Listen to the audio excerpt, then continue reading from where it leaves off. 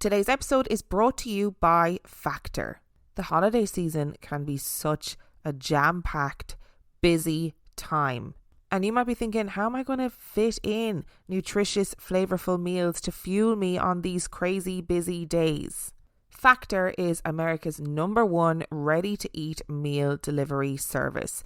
And they can help you to eat well for breakfast, lunch and dinner by offering chef-prepared, dietitian-approved, ready-to-eat meals delivered straight to your door. Sometimes when life gets too hectic, meal prepping ends up taking a backseat. But with Factor, you can skip the meal planning, the grocery shopping, the chopping, the prepping, the cleaning up, etc. and get Factor's fresh, never frozen meals delivered to your door. They are literally ready in 2 minutes. So all you have to do is heat it up and enjoy. You can choose from over 35 chef-crafted meals every single week. And these meals can be chosen to meet your specific preferences. So whether you are vegan or veggie or you want extra protein, whatever it is, head to factormeals.com/reallifeghoststories50 and use code reallifeghoststories50 to get 50% off. That's code reallifeghoststories50 at factormeals.com/reallifeghoststories50 to get 50% off.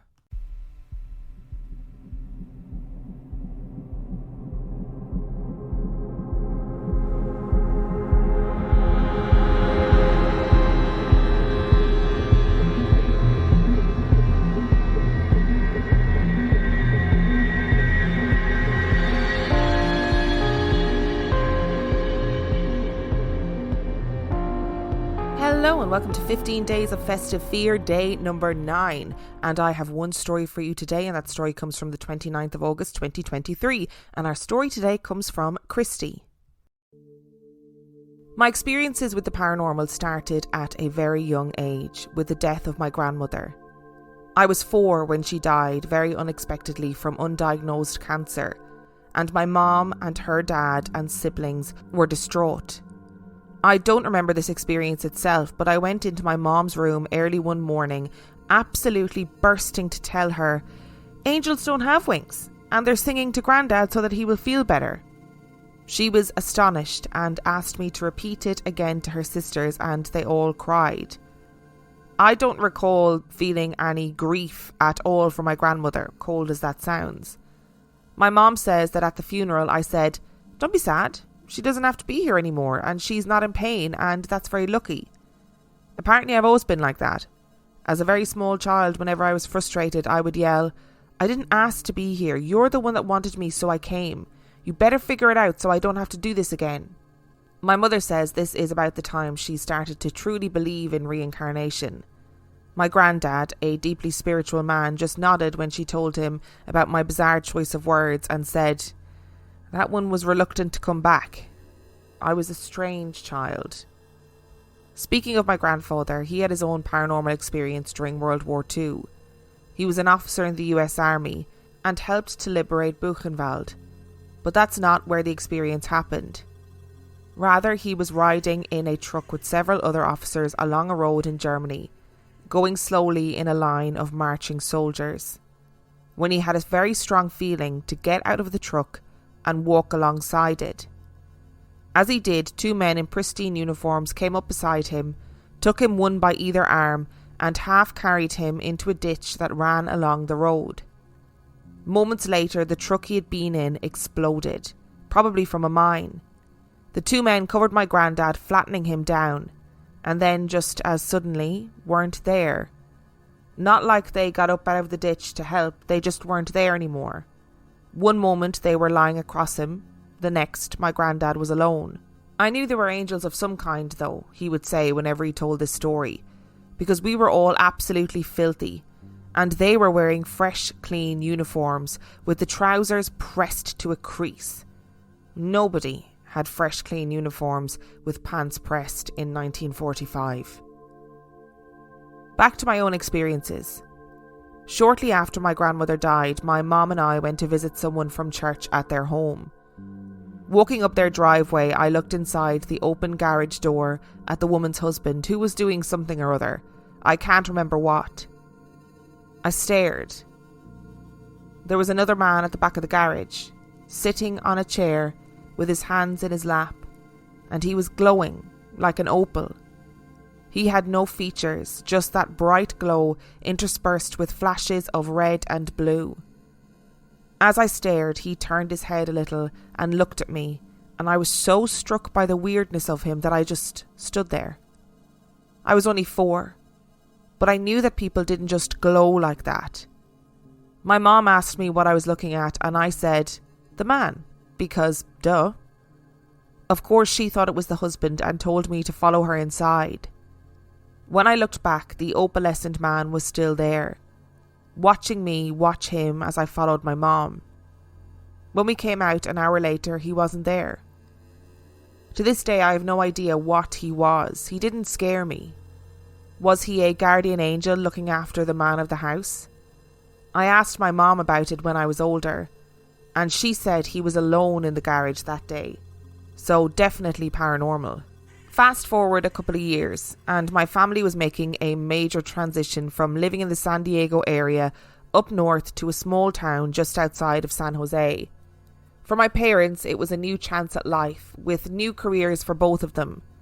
For me, I was 1 year shy of 10, the year my parents had decreed I could start surfing lessons, and absolutely effing furious that I was being moved from a beachside city to a landlocked town that grew garlic as its primary claim to fame.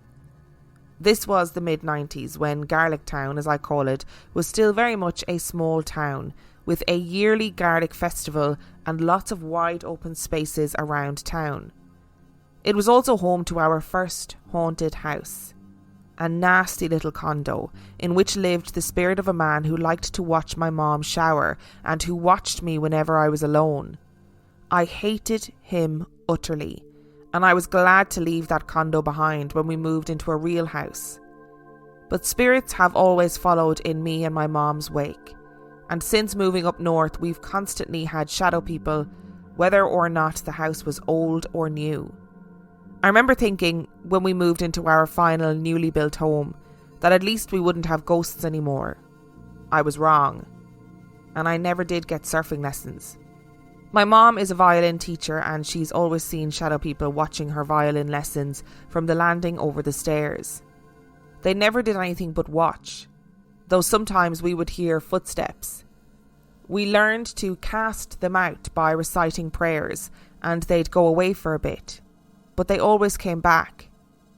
I wasn't terrified of them, but they were a bit spooky and weird, and I always prayed to not see them or be afraid of them.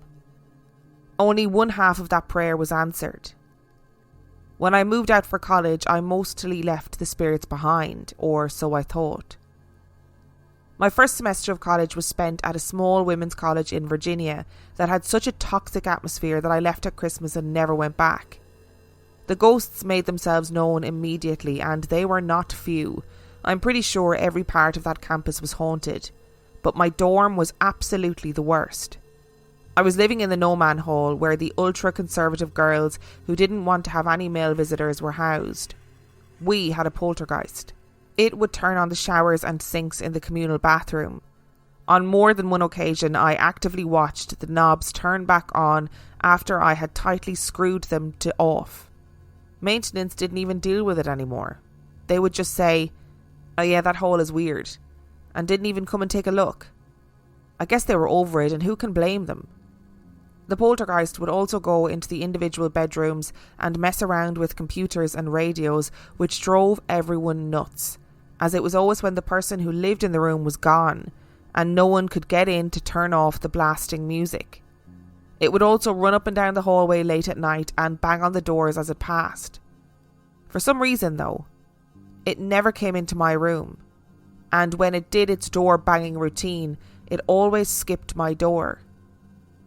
The other girls and I, talking about it in between gossiping and reading dirty 17th century poetry, college, am I right, could never figure out why I was the special one who didn't get bothered. I figured it was because I had prayed over my room, which didn't stand up to scrutiny when you considered that the other girls on the No Man Hall were also deeply religious and had also prayed over theirs. I chalked it up to good luck, because shadow people are one thing, and poltergeist is entirely another. and I really didn't want to deal with it. Then around Halloween, I figured out why I was being ignored by our unseen prankster, and that I was actually being avoided. One day I came home from class to find a ghost man sitting in my desk chair. I opened my bedroom door, walked in, and there he was, a perfect shadow man just chilling. I stared at him for a long moment, unsure of what to do, and as I did, he raised his hand and waved at me. And then he got up and went to sit on my bed, and that was that. He's never left my side. I sort of sidled into the room and sat at my desk and didn't know what to do. Who was he? Why was he in my room? Why was he following me around? He didn't scare me, even though I could see that he was always there. He was a gentleman. He would wait for me outside of the bathroom or if I was changing in my bedroom. In fact, once the weirdness of it wore off, I realised that I felt really safe. Really safe, not that false sense of security that we get before something scary happens. With him there, nothing scary could happen, and the poltergeist continued to mess around with everyone but me. I started to call him John. He felt like a John, like a tall man with dark hair and grey eyes. Now, I've always been spooky, loving ghost stories and seances and all things haunted and scary, but I am a first-class wimp about horror movies. Give me a scary book any day. I can't handle watching the screaming and the fear on camera. So naturally, when some friends and I spent a Saturday night watching The Ring, I went to bed in absolute terror, convinced that Samara was going to crawl out of my computer and kill me. I was, as they say, absolutely shitting myself. See? First class wimp. I kept the lights on but was nearly in tears. I was so frightened. And then I felt John settle on the bed beside me, that slight dip in the mattress as he sat, and he leaned over and put his arms around me. Not an embrace, mind you, but that kind of tent thing that adults do for kids who are frightened, leaning over them in bed and kind of covering them. Somehow that calmed me right down and I was able to sleep. My very last morning at the college at around 4 a.m, I was getting ready to leave to go back to California for the Christmas break. No one else was awake, and I'm certain of that because it was a janky old building, and I would have heard them. We had a tiny kitchenette at the end of the hall opposite the elevator, and I made myself a quick cup of tea before I went back to fetch my suitcase and go down to meet my ride to the airport. As I was coming back, and only 5 minutes max had elapsed, I heard a loud pop from the kitchen. I looked in and found a saucepan on the stove, which was turned up to its highest setting. Inside the pan was a single egg, exploded. I turned the stove off, shoved the pan into the sink for someone else to deal with, and then I left and never went back. Screw that poltergeist. When I left college, I figured I'd seen the last of John, whoever he was. But nope, he's still here protecting me. I stopped actually seeing him, except sometimes, but that period of my life was extremely dangerous and I felt his presence constantly. I was going through the kind of borderline assault bullying that happens when you start breaking away from evangelical society, and he yelled at me from time to time to stop what I was doing and get the hell out of there. The most visceral time was when I was driving home late at night along country back roads, and a car stopped ahead of me, its lights flashing. As a single woman, I don't generally stop for parked cars, but for some reason that night I thought I would help. Cell reception was not good on that stretch of road, so I figured I would help however I could. I was slowing down when a man's voice shouted at me from the back seat, "Do not stop, he will take you into the trees and rape you." Needless to say, I kept driving, and needless to say, there was nobody in my back seat. Years later, I went to a psychic at a local witchy shop. I've broken away from organised religion and have been on my own spiritual path, and this shop was a great meeting place for other witchy folk recovering from religious trauma. The psychic was doing readings in a back room, and I signed up just for the fun of it. My philosophy on psychics being that whether or not they have any kind of gift, at least I'll have spent an amusing half hour.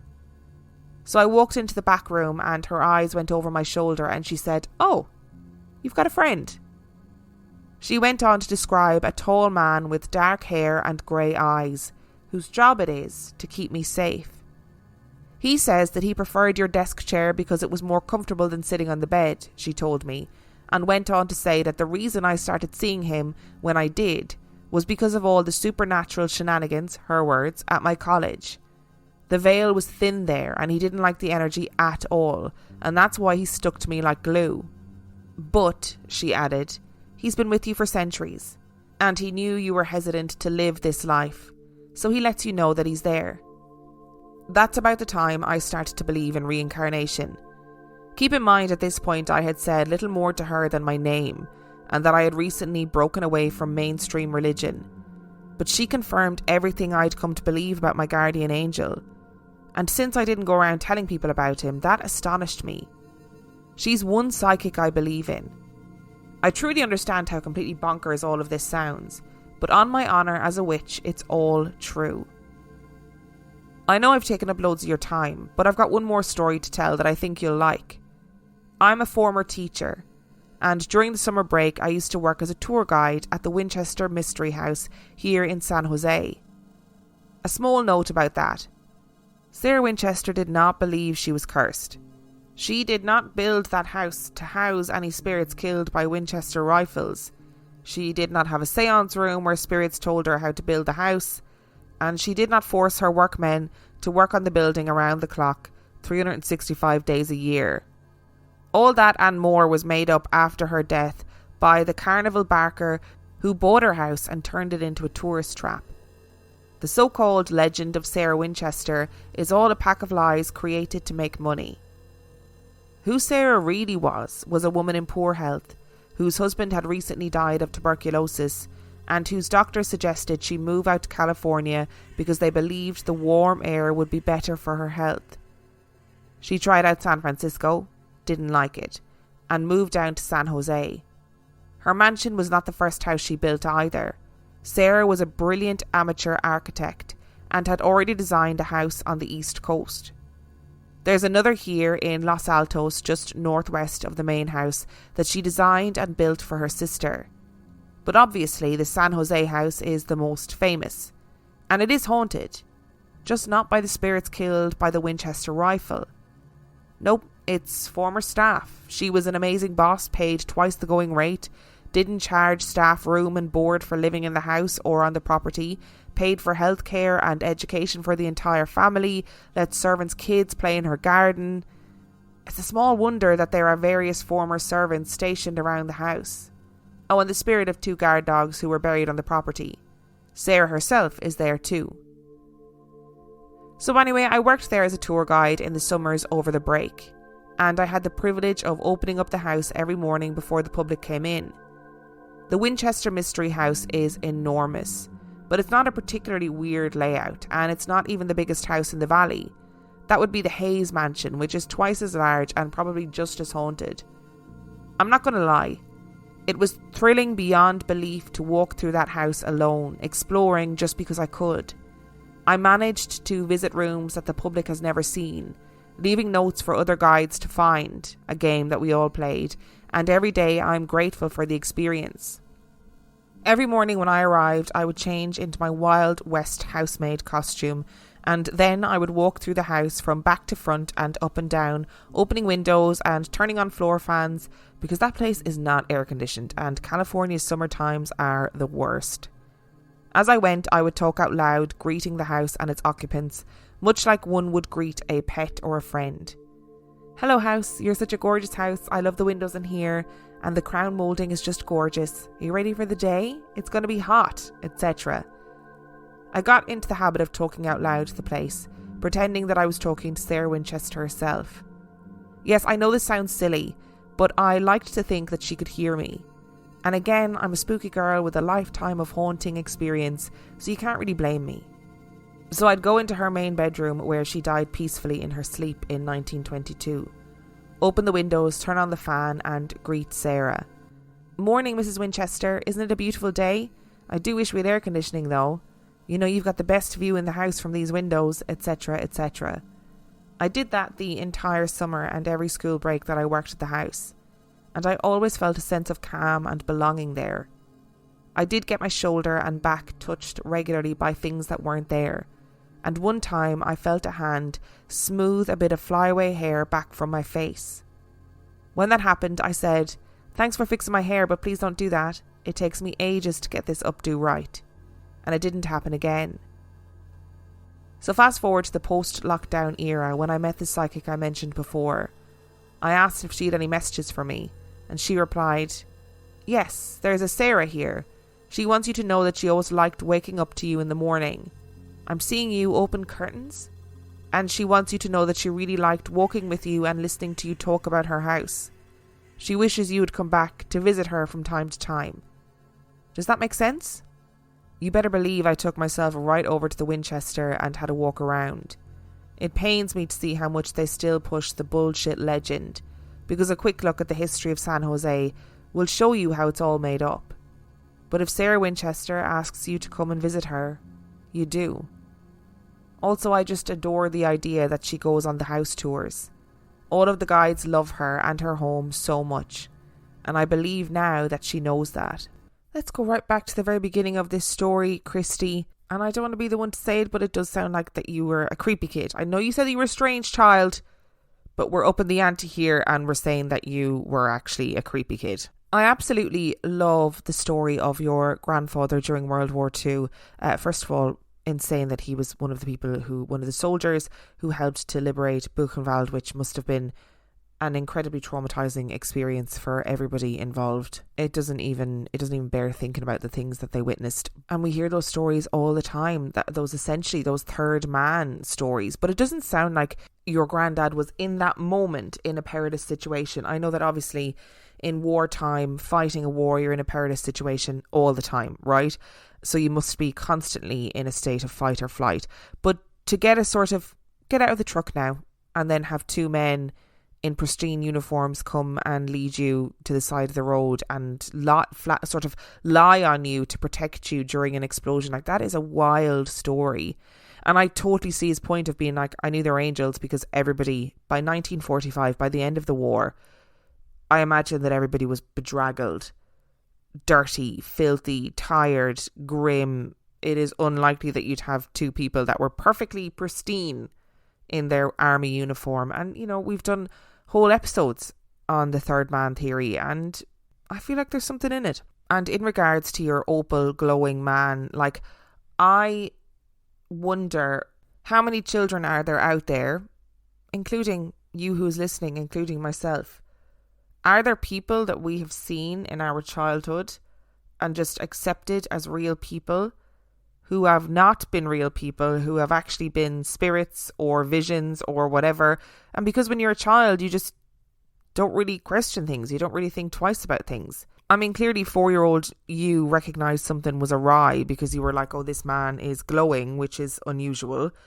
But it doesn't sound like you really kicked up a fuss about it. And of course you wouldn't, because you just continue. You're like, oh, okay, weird, but whatever. And can I just say that Garlic Town sounds like the perfect place to live. Not only is it delicious, but it smells great. Distinct lack of vampires. Perfect. I think even more so than any of the paranormal stories within this particular listener submission, I am fascinated by the all women's colleges. Are there simultaneously all men's colleges? Do we have any of those here in the UK? I am fascinated. Like, are they generally for people who are religious? I'm just really fascinated by the whole thing. And it is really fascinating that you ended up with your guardian angel at that point. Obviously you've got all this poltergeist activity going on, and then it's like, why is this not happening to me, but it's happening to everybody else? And then you find out it's a guardian angel. And the fact that the psychic was able to tell you about this person, tell you what he looked like when that was what you thought in your mind's eye that he looked like, and to tell you that he had been following you for centuries. That's wild. And I'm really glad that psychic was able to verify for you those feelings, to be able to validate those feelings and say, no, you have had a guardian angel. He was looking after you in the women's only college, and he is going to be here for you forever and has been for centuries before. And also that she was able to validate your experiences in the Winchester house. So many people over the years have asked me to cover the Winchester house as a main episode, and pretty much the reasons that Christie outlined in this story is the reasons why I haven't. A lot of the Winchester story seems to be stuff that has been accredited to Sarah Winchester after her death and has not got very much truth in it. It's interesting, like Christie said, that actually, no, the house is haunted, just not in the way that you might think that it's haunted. And how lovely is it that you were able to verify that Sarah Winchester was there with you every step of the way and did appreciate you being polite enough to say good morning to her and to love the house and say good morning to the house and whatever. Do you think that Sarah Winchester has been watching all of the ghost TV shows that have entered her house and been like, oh, eye roll, none of that is true, so whatever, I'm not going to engage with this? I wonder. Thank you so much to Christie for submitting your story. Remember, the story came from the 29th of August 2023. If you would like to submit your story, you can do so by emailing it to reallifeghoststoriespodcast@gmail.com. You can also check out the website reallifeghoststoriespodcast.com. And if you are desperate for some extra content, you can subscribe to the Patreon. That is patreon.com/reallifeghoststories, where for $5 a month or $2 a month, you get access to heaps of extra content, as well as every single main and mini episode completely ad-free. And on that note, I shall see you next time.